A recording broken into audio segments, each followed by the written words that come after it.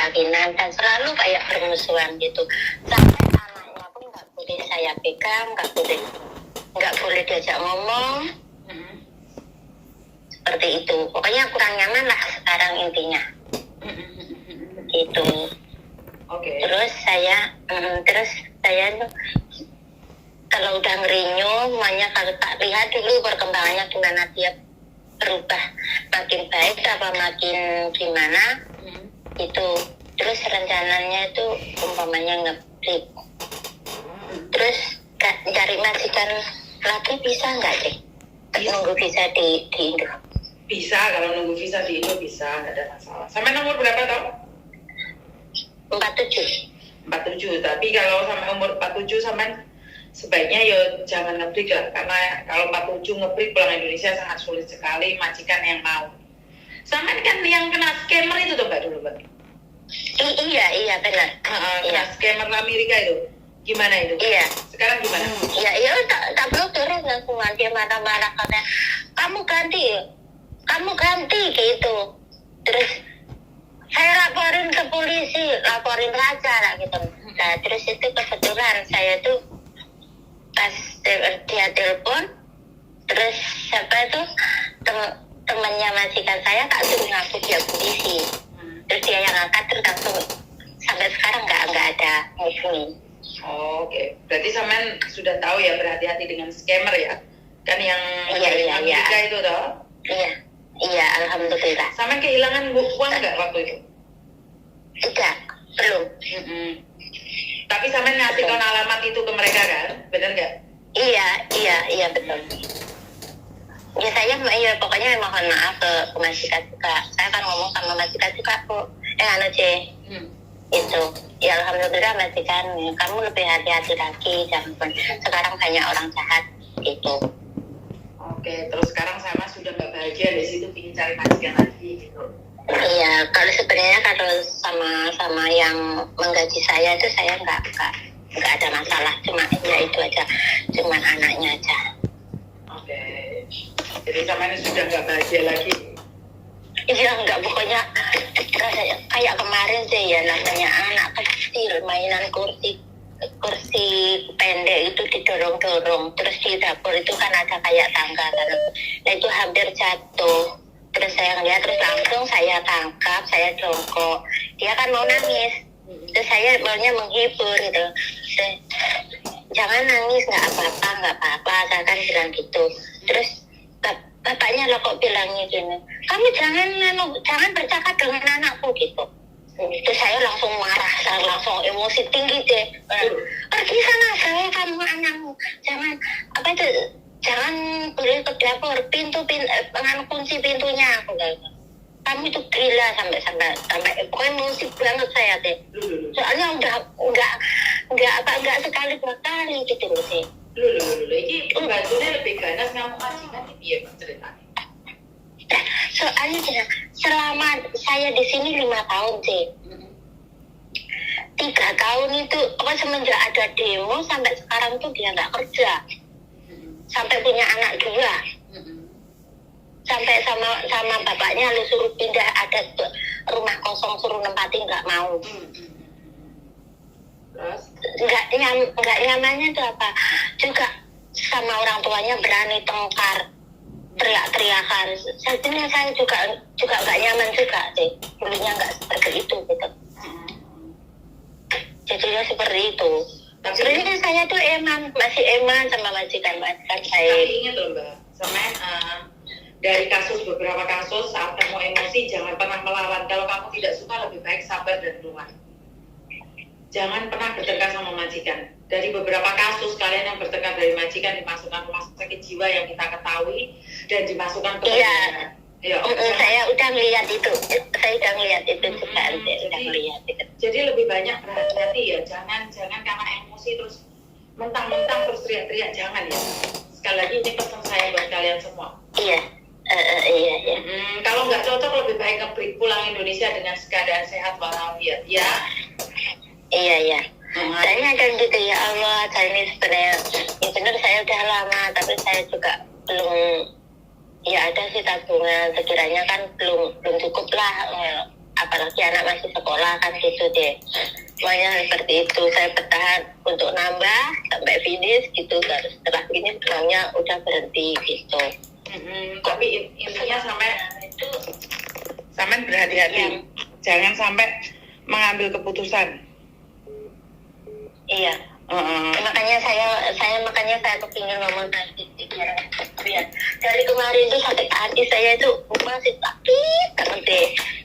Terus saya kan diem, pokoknya saya diem, apa saya diem. Kamu makan anggur enggak? No. Terima kasih, saya nggak makan, kayak gitu ya. Terus sorenya ganti yang lakinya. Kamu makan apa itu roti kering itu tuh? Mohon maaf, saya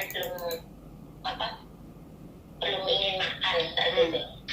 Tapi muka saya tuh nggak oisan gitu loh, nggak seneng, pokoknya cemberut gitu. Soalnya saat itu saya juga sibuk masak, ditawarin seperti itu. Mohon maaf, minta saya belum sempat kali gitu ya. Ngerti, tapi dengan adanya konten-konten yang ada ini lebih baik berhati-hati, nggak cocok keluar. Jangan sampai terjadi apa-apa pada dirimu. Ngerti? Ngerti, insya Allah ngerti. Jangan sampai emosi ya. Kita belajar dari pengalaman orang lain yang sampai berakibat fatal. Iya. Saat majikan menuduh kamu mencuri, bukan masalah benar dan tidaknya, tapi kamu akan kehilangan waktu. Kamu akan kehilangan waktu. Ngerti? Iya deh. Yang makanya tuh ya Allah, gimana. Tapi dia dari semalam tuh rasanya pokoknya sampai sekarang tuh hati saya masih sakit banget deh. Namanya anak kecil kan juga nggak ngerti apa-apa. Janganlah disama-samakan dengan keyakinannya dia, dibeda-bedakan. Kan kemarin itu kan juga gitu deh. Apa itu saudara-saudaranya bapak kan semuanya kan di sini juga sembahyang di sini. Terus dia kan lain keyakinan. Dia pergi. Ya pokoknya dikasih uang itu di saat biasa hari raya kan ada apa itu sangu itu kan mesti anak kecil kan nggak boleh dikasih.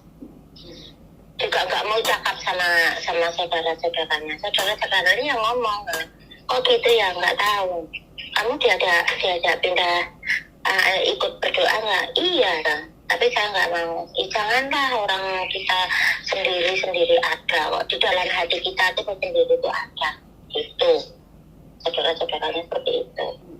Oke, sekali lagi banyak yang cece itu camkai, maksudnya adalah ikut dalam rumah tangga majikan. Itu banyak sekali. Kenapa majikan tidak suka dengan cece sekarang ini? Mereka merasa sudah tahu tentang keluarga, mereka ikut campur terlalu banyak. Ini yang seringkali kita lupa, bahwa mereka adalah bukan keluarga kita. Urusan mereka kadang-kadang kayak sama cerita tadi ya, yang saya petik dari cerita tadi, seolah-olah Samen itu mudah tersinggung. Kan itu rumah tangga mereka. Mereka nawarin kamu buah, harusnya Samen bersyukur dia baik sama kamu. Makan tidak makan diambil satu, itu namanya menghargai. Iya. Kamu tidak menghargai mereka, terus bagaimana orang lain menghargai dirimu sebagai pembantu? Benar nggak? Majikan nawarin kamu hakmin, kamu nesu. Lah bagi sopo? Benar nggak? Lagi pikir-pikir loh. Walaupun kamu kerja berat atau bagaimana, tapi kan ya nggak seharusnya. Itu sering loh, nggak saya dapat komplainan dari majikan. Jika mau jadi hakmin nggak? Wah, memang oke yang oke kalau hakmin, oke terima. Paham nggak maksud saya? Jadi banyak orang akhir-akhir ini melihat kita itu miring. Iya bener loh. Sampai anaknya jatuh atau apa diambil, terus sampai ngomong, bawaan pergi sana aja, jangan ini. Loh itu dapurnya mereka loh, Mbak. Bener nggak? Dia mau kemana kan terserah dia tuh.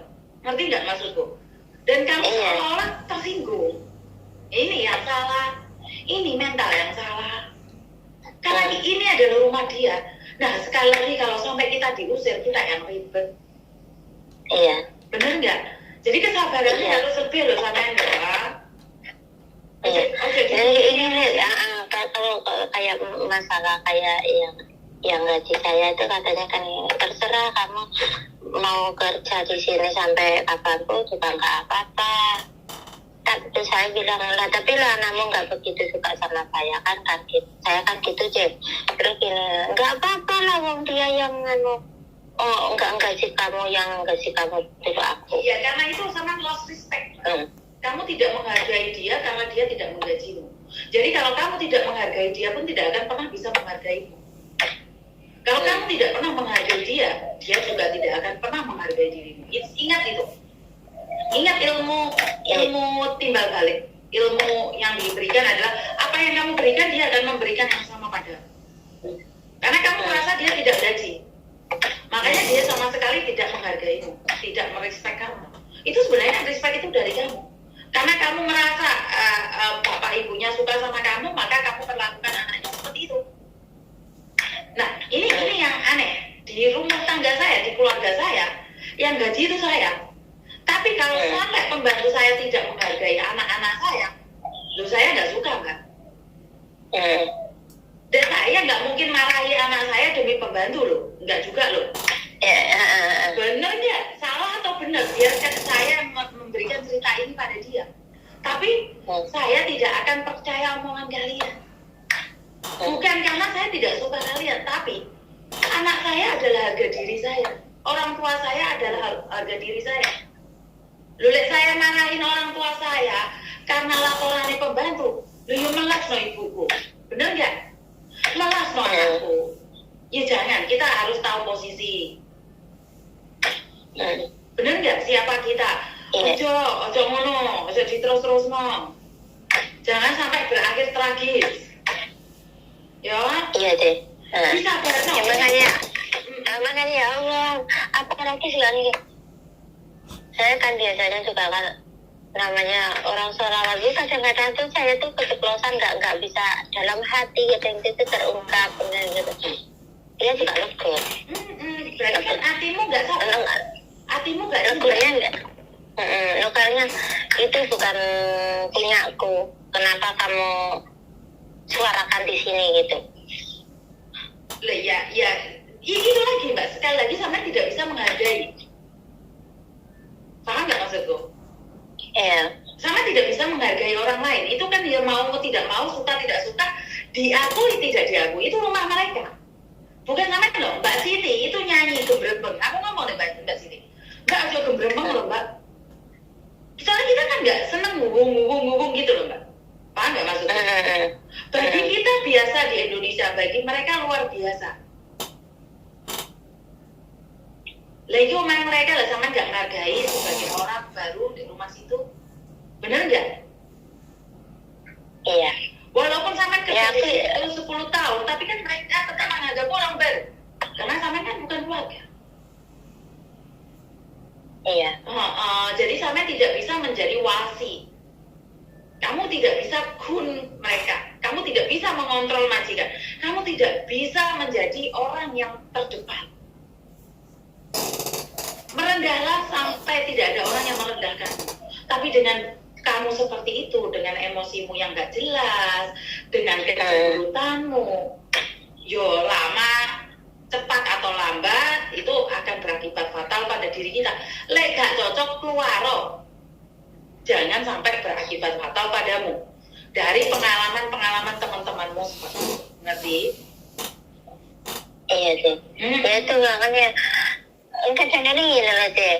Ya apa ya, dia tuh punya anak, semuanya tidur, terus keluar semuanya. Dia juga nggak mau pamitan, nggak apa. Anaknya nangis, otomatis bangun nangis kan ya nyarinya kan ya orang tuanya ya. Nah, terus anaknya terus yang kecil paling kecil nangis, terus akhirnya saya gendong, dia diem, terus saya telepon sama orang tuanya yang kuat. Itu datang itu dia itu juga muka itu jemur-jemur, terus megang anaknya itu seperti megang ayam. Ya Allah, benar itu anak-anakmu sendiri, patah ya anak-anakmu sendiri, tapi kok kayak gitu. Saya tuh sering sekali seperti itu. Ya Allah, kenapa sampai meminta majikan pergi dari rumahnya pamitan? Enggak, maksudnya kan anak tidur kan, saya pas di dapur dia kan ya bilang Tete, aku pergi, anak-anak tidur, tolong nanti aneh ya. Soalnya dia tuh saya tuh nggak boleh sama dia, nggak gitu loh sih. Saya itu dengan komunikasi nggak megang aja nggak boleh sebenarnya itu sih. Tapi anaknya udah kenal saya, kadang-kadang ya udah aku ya ngomong ya saya jawab gitu loh. Kan aneh tuh sih, dalam satu rumah saya nggak boleh megang, nggak boleh komunikasi. Terus ditinggal pergi, terus nangis, nggak ada omongan. Dia bilang, tolong nanti kalau bangun telepon saya. Kan seperti itu kan ya juga enak tuh sih. Ya, itu sebagai adat kita di mana sopan santun itu dibutuhkan. Tapi kan lupa bahwa ini adalah Hongkong. Sama lupa bahwa ini adalah Hongkong. Apakah sopan santun itu kewajiban bagi orang Hongkong? Tidak. Benar ya? Iya, tapi kan ya ada bapaknya juga ada begitu, nggak tidur, dia juga nggak ngomong. Terus saya kemana dia bilang nggak tahu. Sekali lagi, ini yang saya katakan bahwa sampai mencoba mengontrol mereka. Sama dengan saya. Waktu saya keluar, ada ibu saya di sini. Saya sama suami saya keluar. Nggak perlu dong saya laporan sama ibu saya. Anak saya bangun nangis, ya kalian ngurus sendiri loh. Paham nggak maksudnya? Ini yang saya katakan, poinnya sampai mau mengontrol keluarga. Di mana itu rumah mereka, hak mereka dibiarkan aja. Anak nangis dia masih dikebuki, ya nggak urusan. Kenapa? Kalau kamu pakai hati, ntar kamunya yang tersiksa hatinya. Ngerti nggak maksud saya? Iya. Memang hati orang Indonesia kan kebanyakan sebelum nggak dikatakan gitu dia. Nah, saya tahu kamu orang Indonesia. Tapi kamu tahu sekarang ada di mana? Iya, aku tahu posisi saya juga di sini. Jadi dari situ jangan lupa siapa dirimu dan bagaimana dirimu.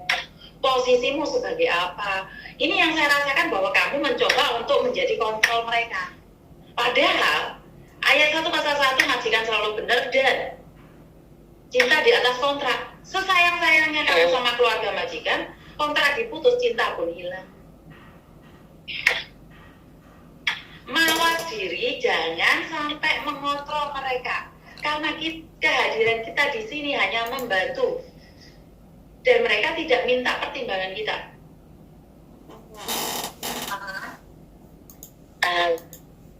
Jangan merasa kamu adalah orang dalam. Kamu kerjakan yang seharusnya kamu kerjakan. Dan jangan pernah meminta orang lain untuk berpamitan walaupun dengan siapa-siapa. Karena itu style mereka. Kita tidak bisa merubah mereka. Apa yang kita bisa lakukan adalah merubah pikiran kita. Yo mama dewe yo terserah, ngamuk yo dewe terserah. Benar nggak? Iya benar. Ayo, kenapa sama ambil hati mbak? Iya kan aneh sama? Iya, kadang-kadang juga bapak saya juga gini. Kamu kok masaknya banyak?